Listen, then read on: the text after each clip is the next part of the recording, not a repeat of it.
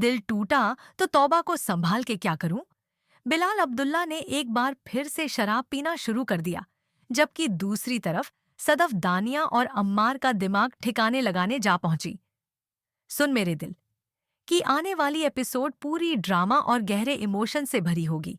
ये ड्रामा अपने अंजाम की तरफ तेजी से बढ़ रहा है और सिर्फ चंद ही एपिसोड्स बाकी हैं।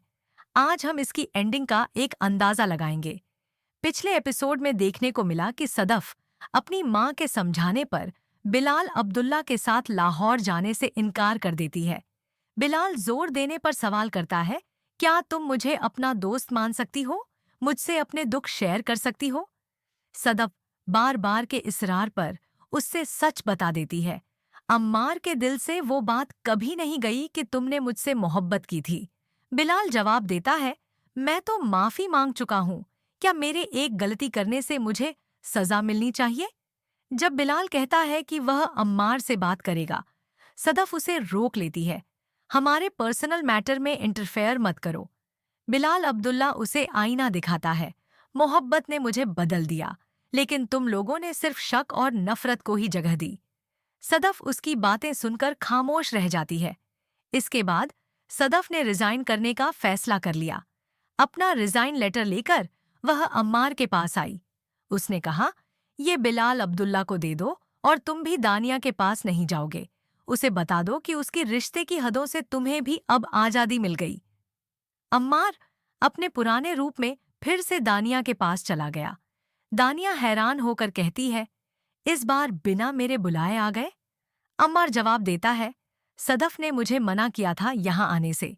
दानिया कहती है, तो तुम्हें उसकी बात का सम्मान करना चाहिए था। लेकिन अम्मार कहता है, मुझे उसकी ईगो बड़ी अजीब लगती है। दानिया सच्चाई समझाते हुए बोलती है, मोहब्बत करता तो उसकी छोटी बातों को इग्नोर कर लेता। सच तो ये है कि तुम उससे मोहब्बत करते ही नहीं थे, बस एक ख्वाब था जो पूरा करना चाहते थे।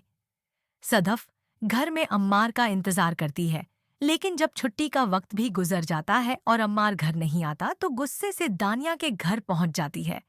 वहां उसने अम्मार और दानिया को साथ देखा। दिल थक से बैठा, लेकिन गुस्सा सब कुछ ले गया। उसने दानिया को बालों से पकड़कर उठाया और एक जोर का थप्पड़ लगाया। शर्म नहीं आती तुम्हें मेरे शौहर को अपने पास बिठाकर? दानिया भी पीछे नहीं रही, उसने भी एक थप्पड़ लगाया। जो कहना है अपने शौहर से कहो, मुझसे नहीं। सदफ अम्मार से कहती है, मैं तुम्हें कहा था सीधा घर आना। तुमने मुझे सिर्फ आंसू दिए हैं, आज इन्हीं आंसुओं में डूब जाओ। ये कहकर वह पलट गई। जब अम्मर ने उसके पीछे भागने की कोशिश की तो रात भर की लड़ाई शुरू हो गई। सदफ का दिल टूट गया, लेकिन अपने रिश्ते को खत्म करने का फैसला पक्का कर लिया। इस दौर में ऐशा, जो कब से बिलाल अब्दुल्ला के करीब रहना चाहती थी, सदफ के रिजाइन करते ही खुश हो गई। उसका यकीन था अब बिलाल सिर्फ उसका होगा।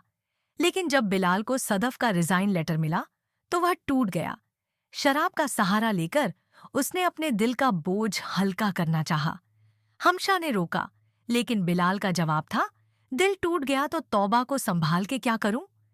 क्या सदफ अपनी मोहब्बत बिलाल को कभी कबूल करेगी? क्या अम्मार अकेला रह जाएगा, अपनी ही ईगो में घिरा? ड्रामा का अंजाम एक दिलचस्प मोड़ पर आएगा, जिसमें सिर्फ मोहब्बत ही नहीं, जिंदगी की कठिन सच्चाइयां भी देखने को मिलेंगी। आपका क्या ख्याल है? क्या एंड में सदफ और बिलाल एक होंगे या कहानी किसी और मोड़ पर जाएगी? कमेंट सेक्शन में अपनी राय जरूर शेयर करें। हम इंतजार करेंगे आपके थॉट्स का। तब तक के लिए अल्लाह हाफिज।